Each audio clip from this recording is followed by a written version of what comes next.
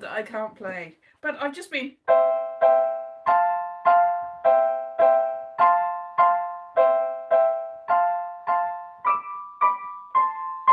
I think that might be a Kate Nash thing. I don't know. I was just messing about with my keyboard. How are you? How has this been? I have been to a different country and through another country and all the way back to this country. 3 different countries since last year. But last week, I've been through a time tunnel. Yes. Hello, Philip. Hello. Welcome back after a week away. And I've got a little tripod thingy here that...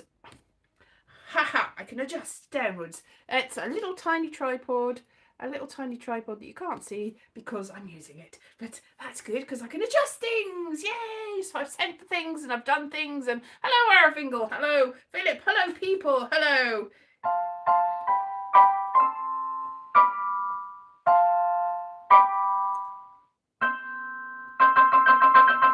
Yes.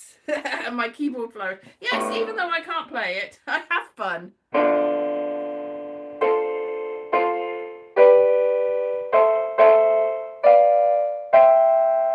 Yes, playing chords. Why would you need to do anything else? And it's on acoustic piano. That's what it's on. Hello.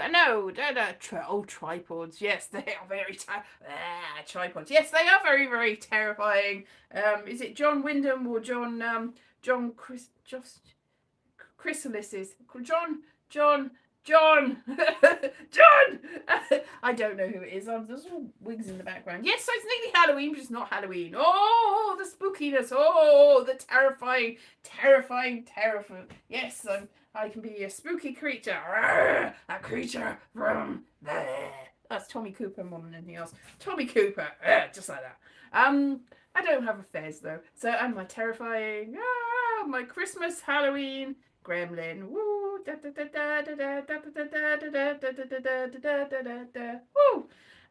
So yes, I went to Scotland. I went to Scotland last Monday. I came back on Wednesday. It was a flying visit, except I didn't fly. It was a training visit, except I didn't train. Well, did I? No. Anyway, so I went to Scotland for very briefly. I think you might have seen my video. I put up a very brief video. I had a couple of minutes spare. I was like, I'll just make a video quickly so that I can say that I was here. Yay. And it was another American in the UK. I am of course not an American, and I am in the UK. Or I was in 3 different cities. No, 3 different countries. Countries are not the same as cities, but they can be if you want them to be. And the city is sometimes in a country, but the country is never in a city. So that was a lovely song, wasn't it? No. So I stayed in a hotel. It was a bargain hotel, but I wasn't paying for it, so it's fine. It was nice. Yeah, it was nice. It's a big hotel. And I like staying in weird hotels, especially if I'm not paying for the weird hotels. It was a chain hotel, but I was in the premium sort of hotel room, the nice one. So a country is not a city unless it's in the... Yes, exactly. The Vatican or Monaco are cities. Or, actually... a country that can be a city is Singapore. Singapore is a country that is a city country, a country city.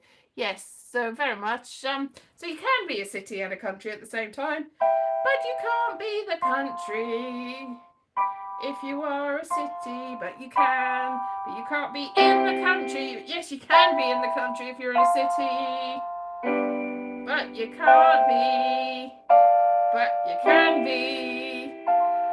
Country. Are you pop or you country? Are you Taylor Swift or Taylor Lautner? She's not a he. He's not a she. Taylor Lautner was in Twilight. Never seen Twilight. I know that it was Slab City. Ooh, that sounds grim. Yes. So la la la la la la. I'm at the different end to the keyboard to the one I usually am, cause it's all the way up here, and I'm this way, so it's higher pitched, even though I can't play it anyway.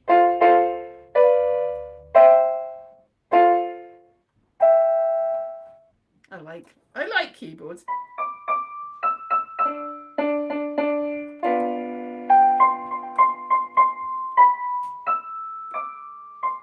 Like improvising music that is really not music.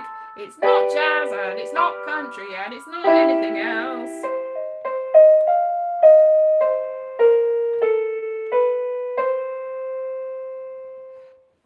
I don't know what it is. It's just I'm a musical talent that is indefinable, undefinable, it's nothing. It's not really there at all. But I can pretend.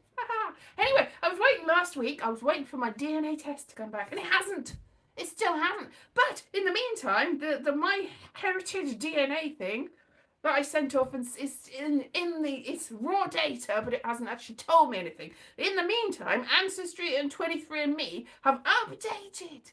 So they've updated who I am. Who am I? Ooh, well, I'm mostly Welsh. Aha! I knew that. But apparently, every single one of them finds between 2% and a little bit more. That's a little bit sort of like, where did that come from? And they keep defining it a different way. So this time, 23andMe have updated it and given me a little bit of North African, which I've not had before on any of these things. Hooray, a new thing. And a little bit of Middle Eastern. Hooray! So that's good. So it's about 2% something. Could be anything, because as I've said before, it has been 2%. Is it Polynesian and Melanesian? Oh no. Is it Native American? Oh, who knows? The only thing that's never been is Siberian. So one thing I can be sure about is none of my ancestors was from Siberia, but apart from that, some ancestor, or one or two of my ancestors were from Manchester. No, none of them were from Manchester. Maybe they were from Manchester, because I've suddenly got like East Midlands and South, Northeast and sort of amorphous parts of this. So the Northeast. I have had some Northeast this time. They've updated it and Ancestry in particular. They've got a bit of Northeast. Yeah, and there's another thing that I uploaded it to that's also said that I've got a big chunk of some more North Africa than I thought. So that's suddenly all of a sudden. So I don't know whether they've all changed the algorithm. So I have no idea what My Heritage will say, but it will probably say nothing. My Heritage doesn't even take the little bits and goes, oh, that's Welsh. They go, that's sort of English and Welsh and Scottish. Or they go, that's Welsh and Scottish. So Welsh and Scottish isn't the same thing. I don't know whether, I was in Wales and Scotland and a little bit of England going through Wales to Wales and Scotland. And they're not the same country. They look the same in that they've got sheep. Like, I sat next to what I thought was a New Zealand person. She got on, and there was on the train. They had, my train was like 40 minutes late, so I was like, no, because I had to change at Crewe. And when I changed at Crewe, somebody got on the train, the new train that I fortunately, because Crewe's not a very big station, fortunately, even though I was late, that was also late. So I got on and it was all good and it was fine. But they hadn't actually put their it was a booked, it said booked seats only. You can only book a seat. You can't come on unless you booked a seat. So it's like, all right. So I went to my seat. Somebody's sitting in my seat. Some people are asleep in my seat, in fact. So I was like, oh, do you want to move? And they were like, and I was like, doesn't matter.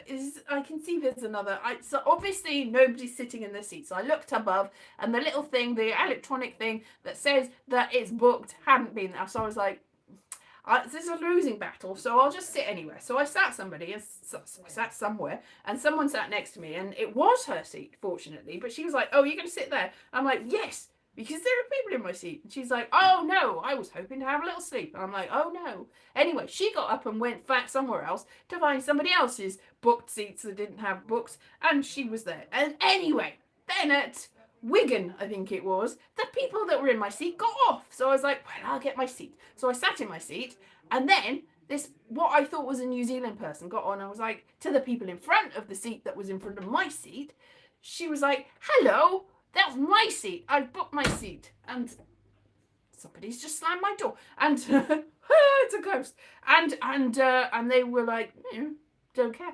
She was like, So she sat next to me, next to my seat that was my booked seat. So I don't know whether anybody would have sat next to me otherwise. So that was fine. So we got chatting a little bit, and then I discovered that she's not actually at the very last possible moment, just before she got off. I discovered that because she got off at Edinburgh. She was actually not from New Zealand. She was a British person who had gone to South Australia, North Australia, North Australia. She'd gone somewhere, and so she had an accent that was a little bit one thing and a little bit another. Anyway, so she had actually, she was supposed to come here with her father, who hadn't come because he's quite elderly and decided he didn't want to come. And so she had 2 seats that she paid for. She paid for the 2 seats, so she thought, oh, well, maybe I can have a little sleep in my 2 seats that I paid for. But people in her seats were not having, they didn't care that she paid for 2 seats. And when the person came around to check tickets, she was like, oh, I'm not going to say anything because she's British, even though she's Australian. And I was like, no, I'll say something. These 2 people in the front were in her seats and she paid for the seats. She booked 2 seats. And the guy was like, oh, no, well, we don't charge extra for booking the actual tickets. And it's like, no, it wasn't that she'd reserved the seats. She'd actually paid for 2 seats and she only had 1 seat. And the man was like, well, you wanted, never mind. It's like nothing that could be done.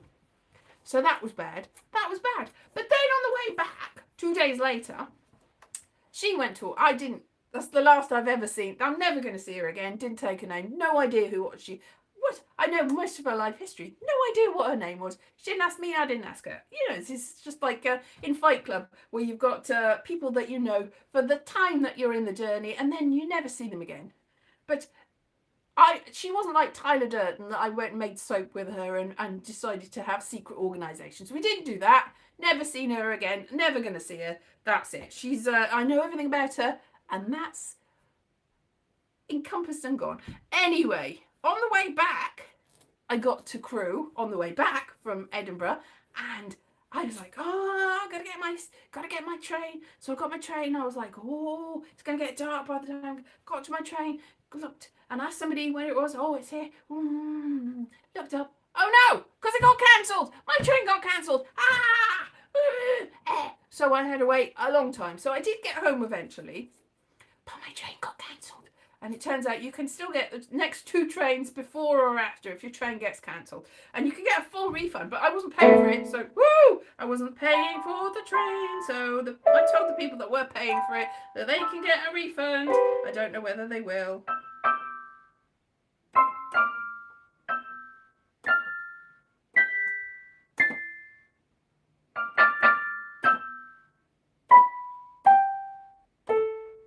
I don't know how to end that.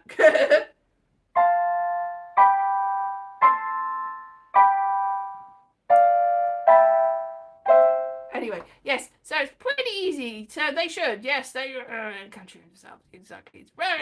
So it's really annoying. So I was like, and there was nowhere. I got on and I was like, because it was like the last train that got cancelled. There was twice as many people on a train that was half the length of the train that I went up on. It was like the smallest train. So it's actually the one from the Transport from London. Was tiny train. Now, when I was going, that train was 20 minutes late because they needed to add extra carriages. And so they just like, oh, that doesn't matter. Nobody's going to be waiting. Nobody's going to care. I was like, because I got up at like 6 o'clock in the morning to get this train. And I was like, no, I didn't bother. Anyway, it was tiny. And so many people on it. So I got on. And I got a seat. And I was like the last person that could get a seat because nobody else got a seat for the whole time. There was people already in the seats and they were sticking in the seats. And I'm not moving. And just before that, because there was a train that had changed platforms that was supposed to be when the train, because it was the actual train, the next train was still late. So my train got cancelled and the next train was late. But other trains that were cancelled or were late, like all of them, went onto this station. So some tourists were like going, where's this going on here? And they got onto the train that went to the platform at the time that the one that I was getting on was supposed to go. And I was like, this is going to Liverpool. And they're like, yeah, we're going to Leicester. And I'm like, okay. And they got on. And then when it went and my train came, I was like, oh, my train goes to Leicester. It's like, these tourists went to Liverpool by mistake. I mean, they were like, no, it's fine. And I'm like, I don't know how to communicate to you. I was like, all right, you might, because I didn't want to push it. I was like, maybe you know where you're going. Maybe this goes wherever you're going. But it wasn't. It wasn't going anywhere near where they were going. So I don't know where they ended up. It's very bad. They need to have a little bit more of a sort of organised way of getting on trains and making sure that the trains are on time. I'm not saying that they should do what Italy was doing in the 1930s, because we're doing that anyway, pretty much around the world, and that is not what we should be doing. And apparently that was a lie anyway. Apparently the trains weren't on time in Italy in the 1930s. That's just a made up thing. It's like, well, at least the trains were on time. It's like, no, they weren't. That is something that was not true. And everything else was bad as well. Hooray for bad. Everything in the world has gone mad and bad and sad and dangerous to know. And Anyway, there's worse things in the world than late trains. I don't know what they are when you're actually waiting for them and you're like, ah! This is why people don't get the trains. Anyway, so while I was on the train on the way back as well, that I was forced to listen to some girls going on about one of them's boyfriend he doesn't eat things properly. The only thing he'll eat is like 60 cocktail sausages for Christmas dinner, and he won't eat anything else. And he eats a special kind of cheese and he won't eat anything else. It's like, why are you with this person? They sound like a nightmare. They like, oh, you haven't gone everywhere to get me the right kind of Sainsbury's cheese. That's the only cheese that he would eat. The only cheddar cheese is Sainsbury's cheese. It's like, I've had Sainsbury's cheddar cheese and pretty much you get whatever is left over because they have the same factory as everyone else. And I know this because I've listened to the people that actually work in these factories. They pack it for lots of different supermarkets, and the good cheese and the cheap cheese is the same cheese. It's just once they've packed as much as they can of the good cheese for all the places it's going, the cheap cheese is whatever's left over, and sometimes it's the good cheese, and sometimes it's just cheese. Anyway, so whatever cheese you get, it's just random. Like you go, well, consistently quality, this is going to be the same. It's not, because cheese is one of those things that no matter how much you think, well, it's going to be the same, it's not going to be the same. You can convince yourself, so yeah, well done for that. Anyway, this girl was going on, and she was a girl, she's a law student, right? So if you are, hello, law student, and they were going to Hereford, which is on the way, and they were going, no. And at a certain point, they said, at least somebody's coming. I was like, oh, at least somebody's coming. I thought maybe they were going to meet somebody, and they were going, at least, and then I realised they weren't saying, at least that this person's coming. They were going, Elise is coming. I'm like, I'm not meeting you. I don't know who you are, but apparently Elise. And my name is Elise. I pronounce it Elise. But Elise was coming to meet them, and they were checking, and they were like, oh no, because apparently Elise got on the wrong train, so I don't know whether they ever met Elise.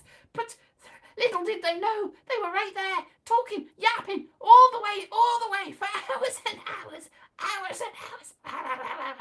Oh no, and then they and talking about the fucking stupid, the boyfriend who's got issues.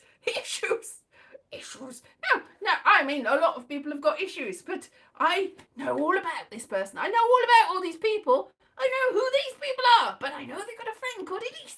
That's a great person. Oh, and then she's late. I know all about this. I know all about them. It's like, what? Duct tape, yes. Gravy train. Yes, duct tape. I don't know. Duct tape just stuck up. Stop talking on the train. Everybody is talking on the train. And I just want to rest on the train. Because I bought a book to read on the train. I bought a book at Edinburgh because I was like, I can't really, I realise my eyes are bad. But I realise if the light's really on them, if the light's bright, well, I can't read in this light, but with a full light, I'm like, I can read again. But I'm like, my eyes are going all wobbly. As soon as we went through a tunnel, in the actual train, I was like, no, bad light. But I was like, right against the window, I can see it again. Can't see it in this light. My eyes, my pitiful eyes. But I bought this book because there wasn't a great selection. selection. They've got W.H. Smith have closed down most places, but they've got bookshops, tiny bookshops. And all they had was like the bestsellers of the day, which all looked terrible, and the sort of thing that they always sell. So it was like David Mitchell, not the one off the telly, the one that wrote Cloud Atlas. And he had his stuff, and he had like Strangers on a Train. Didn't want to read that because I don't want to like meet somebody that and swap who we, or I've got revenge on this, but I don't want to do that. That sort of thing. Patricia Cornwall, is that them? Anyway, the sort of things are normal things. And Sarah Waters wrote Tipping the Velvet. Right, now I read Tipping the Velvet, and I saw the TV series, and I wrote a parody song of it. Oh, tip me sideways, tip me up the road. Anyway, I can't remember what it was. Oh, get me sideways, get me up the old Kent Road. I can't remember what it was. Anyway, I had a load of fun when I was working in the TV magazine, so I was like, ha, that's a funny song. Anyway, Tipping the Velvet was like a male impersonator in the 1800s, and who worked as an oyster shucker, and then ran away from home, and was having all adventures and stuff. And it was like, it was all right. I think Andrew, what's his name, that used to write everything, wrote the screenplay. Anyway, so I was like, have I read this? I don't know whether I've read this. It's a book. I was like, I'll have that book. And I bought it. I was like, I don't even know whether I read this book. I can't remember reading it, but they've all got the same title and covers. And I mean, like, it's a similar sort of, the way that she writes things is very similar to Barbara Vine, who was isn't real name. The person that wrote like the I can't remember what Barbara Vine's real name is, but Barbara Vine is a similar writer to Sarah Waters, except Sarah Waters is a real person, and Barbara Vine was a made-up name that somebody that wrote other P.D. James, was it? Anyway, what am I talking? Anyway, that I thought I'd start, so I started reading it. It's a bit like, because it was like just after the war, 4 years after the war, and so I was picturing in my mind like this person wearing clothes that they'd had since the war, and la la la, and then I was like, what? Because somebody says, oh, you can see Crystal Palace from here, and I'm like, because I was picturing the Second World War, I'm like, but Crystal Palace wasn't there after the Second World War. What? It's like, and I was like, it's not the Second World War, is it? I was like, oh yeah, it says 1922. I read that wrong. Ha! It's like, oops. And then, like, I needn't have read the back of the book because I obviously didn't read it before I read it. I was like, oh, yeah. Then it says, la la la, after the First World War. It doesn't say the First World War because they didn't know it was the First World War because it was after the First World War. They didn't know it was the first, did they? So they just said stuff about the Somme and stuff, and I'm like, oh, okay. There was stuff that made me realise, oh yes, it's set after the First World War. So I had all the fashions. I was like, imagine them all wearing 1940s things, and they were actually not wearing that at all. So that's great. Anyway, I haven't got very far. This woman that's in her 20s, and her elderly mother, who's 54 or 55. I'm like, oh, she's so elderly. What an old person she is. What?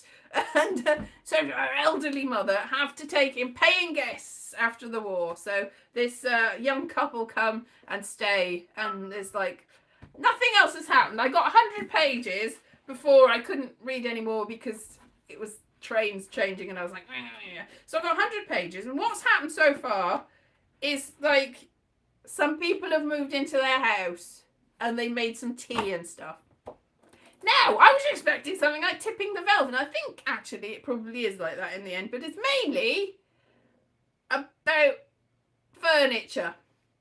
Excitement! So that's good, and it's a great book to read on the train. Oh, it's the 1920s, and all the furniture is in the house, and some people come round for tea. Ooh. It's just setting the scene. It's a big book. It's how many pages is in this book? It's hundreds and hundreds. It's 595. So I've got nearly 400 495 pages of something must happen at some point. And I think it must happen at some point, but it's mainly at this point not happening. Like, description of somebody's gingery moustache. The guy that's moved in upstairs. He's got a gingery moustache. Wow! Now, it's well written, and it's won prizes. Sunday Times Fiction Book of the Year. Woohoo! This is all backwards, isn't it? I know. Am I backwards, or could you read that? I don't know, because I got the setting wrong in this, and I don't really know how to get it back. So yeah, can you read that book, or was it upside down, back to front? To joy of public transport. Nobody's saying anything. I'll pick. Just wait till the chapter about the girl's boyfriend who's a picky eater. Yes, exactly. Exactly. That's exactly what's happened in this. It's just a story of what's happening to me. I'm on a train. Yeah, yes, but I can read it back. Okay, I don't. It's just really annoying because you can't really tell that I'm backwards until I show you something that goes, hello, look, I'm all backwards. I'm back to front and inside out. Yes, I think the reason it won the prize is because the other books that this person has written are generally good fun and tell that they're usually set in a period of time, and there's intrigue and sleazy underbelly and stuff. But I think this might just be a little bit more straightforward. I don't know. It's all right. I'm enjoying it. Don't get me wrong. It's just a little bit turgid.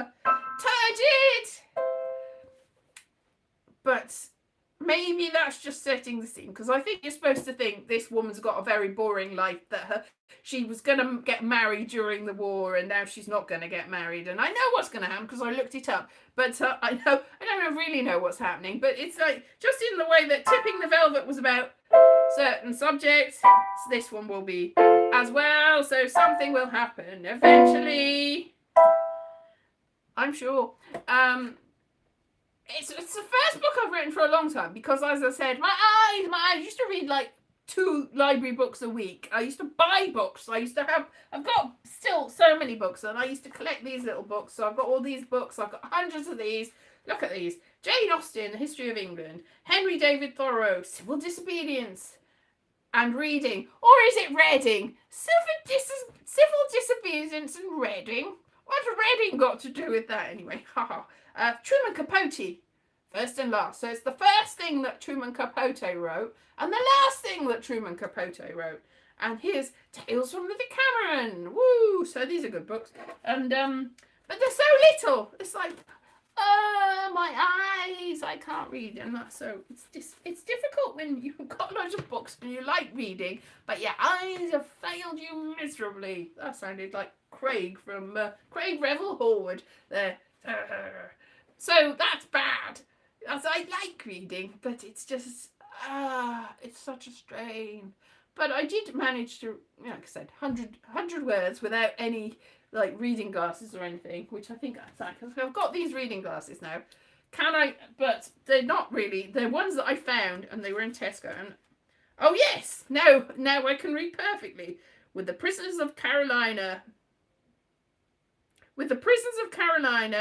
were to sit down the prisoners of Massachusetts, that state which is so anxious to foist the sin of slavery upon her sister. Oh God, that's grim. This that civil disobedience. So this is yes. Under a government which imprisons any unjustly, the true place for a just man is also prison. Oh my goodness, this is from 200 years ago. Has anything changed, I ask myself? Probably not.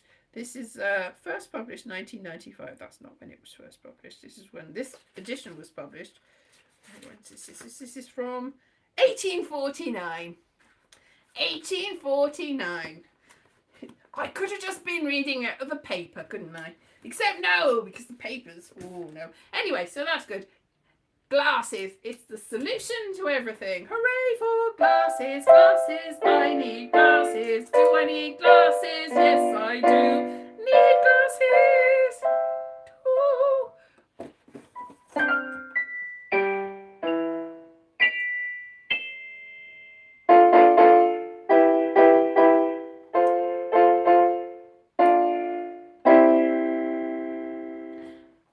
having fun, even if it sounds horrible. I don't care. Yes, so that was fun, isn't it? So I have been still waiting for my DNA. And I got like a health thing that's coming even later. And so maybe I'll find that I'm already gone. I've died of some horrible disease that I didn't even know. Oh no, maybe this is all a dream. I wouldn't put it past it. Anyway, so people here. Anyway, I have been to Edinburgh. I've been to places. I've been to things. I've seen lots of things. Have you seen my short with the thing? Did I put it up here? I'm not sure. I think I did. Anyway, yes, I think I did. Anyway, that was a fun thing to do, wandering around. Just the thing is, it looks like I'm making fun of Americans in the UK, and I'm not really, because the very first time that I ever went to Edinburgh, I spent ages and ages and ages and ages trying to find the castle, because I was coming from the bottom. If you come, I was staying in sort of Leith Road, and I came into the town, and you couldn't see from that angle. The way that I went up Leith Road, you can't see the castle. And I went into Old Town, and I was at the bottom of the Royal Mile. And if you're looking up, you can't see the castle because it's up the top of them. So I was like, where is it? So I was wandering around. And I was trying to find it, and I couldn't find it. Every time it's, no. I found it eventually. But it took me a while. So one of the first videos I've got, within the first 20 videos probably, I've got on YouTube, is where's the castle, where I'm just wandering around trying to find Edinburgh Castle like a complete gimp. Is that the word that I should use? Yes, I couldn't find it. So really, I was just making fun of myself, but pretending that I was making fun of Americans, because I was actually going to go, well, I can see the castle from where I was staying. There's the castle. It was unmistakably there was no way you could miss the castle. But I was like, well, I was going to make a video going, well, I wouldn't have missed it if I was staying here. And I was like, maybe I'll just pretend that somebody else is just, so it's there, it's there, it's very obviously there. It's the castle. How do you say that word? Castle. No, that's not how you... It's a castle. That's not how my American says it. No, is it a castle? No. Oh, that's a really annoying voice. My voice isn't as annoying as that. No. My American sounds fairly standard. But that was a very annoying voice. It annoyed me. Came out of me. Anyway, I would like to do more voices and things for people. Maybe not that one. Like I said, did a radio play 2 weeks ago. I'm thinking that's what I want to do. More radio play, more things where I can just do it and do the stupid voice, and people don't ask me, but I still get the credit and maybe some money. Hopefully some money. That's what I want to do. Get some money for doing silly voices. That's an ideal job. Yay! Because it doesn't matter what you look like. You can play any part you want as long as you can do the silly voice or the sensible voice. Just the voice. Yeah. Anyway.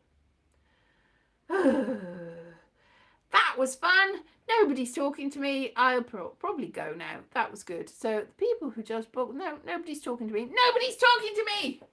It's annoying. Oh no. And then you can soundproof a room. Yes. Yes.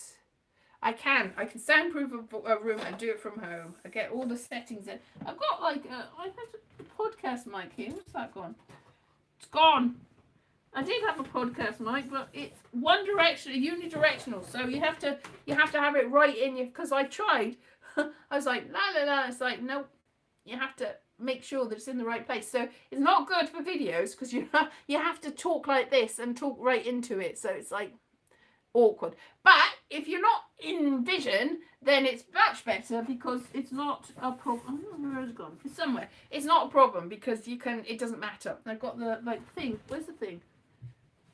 Yeah, the thing here that you put over and the little thing, and then so you don't pop because sometimes if you're too close to the microphone, pop. So this is so that it doesn't pop. But I don't know where it's gone because I've never used it. Because you can't use it in vision. It wasn't working with also the computer I had. I plugged it in and it just wasn't compatible. So maybe I can do that. Yay! Woohoo! Or maybe not. So, goodbye, everybody. I will see you next week. A lot of things an audio technician say. Once you pop, you can't stop. You're right. Once you pop, you can't stop. You're right. You're correct. You are very, very correct. Specific cheese.